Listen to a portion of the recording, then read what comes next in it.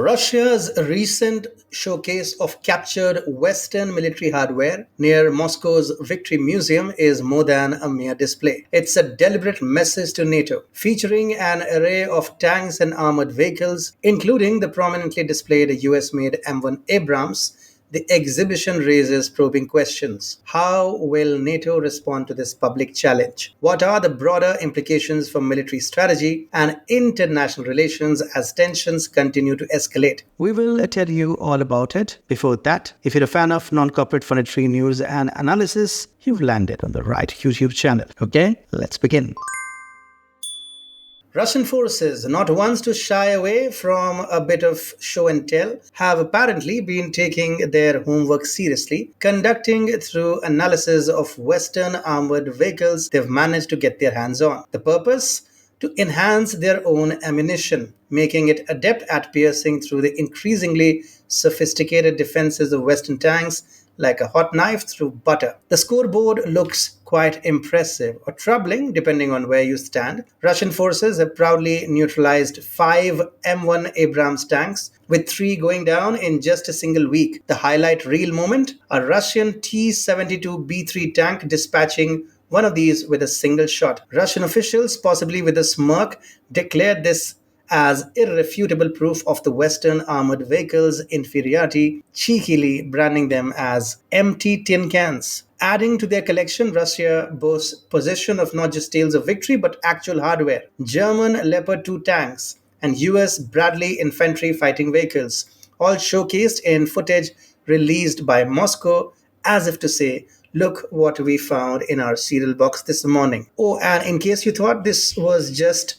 ground units getting the attention, think again. Russia also managed to shoot down a long-range Storm Shadow missile. Just a casual day at the office, really. To round off their braggadocio, Russia's tally of captured Western military hardware is no less than a small army in itself. 131 tanks, 82 armored fighting vehicles, 123 infantry fighting vehicles, and 98 armored personal carriers. If nothing else, one must acknowledge their knack for collection and perhaps their penchant for drama. In a display that could only be described as an elaborate attempt at chest thump and a little salt rubbing, Russia has turned the art of reverse engineering and the spoils of conflict into a full-blown exhibition. Set near Moscow's Victory Museum, which pays homage to World War II, this event is not just an exhibition. It's a veritable showcase of one-upmanship aimed squarely at NATO. The centerpiece of this grand spectacle is a US-made M1 Abrams tank recently snagged near Avdiivka in Donbass, now sitting prettily among dozens of Western tanks and armored vehicles. The timing is impeccable,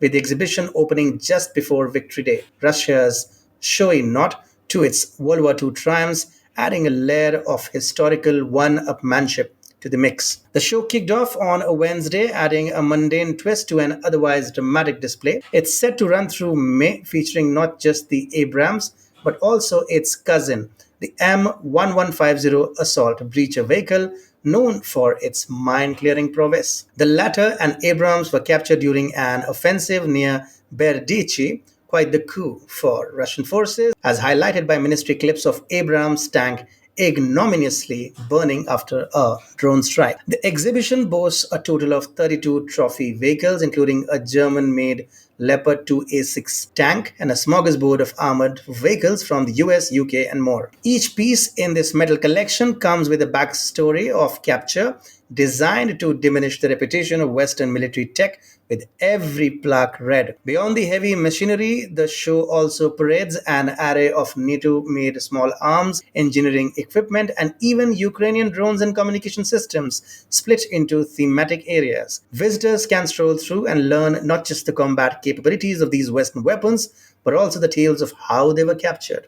adding insult to injury, one might say. As the local populace buzzes with anticipation, the display opens on the back of claims by Russian Defense Minister Sergei Shoigu that Moscow's forces are steadily pushing back Ukrainian troops. If nothing else, Russia is not squandering this God-sent opportunity to publicly humiliate NATO, turning captured military hardware into both a showcase and a school lesson in Russian strategic prowess.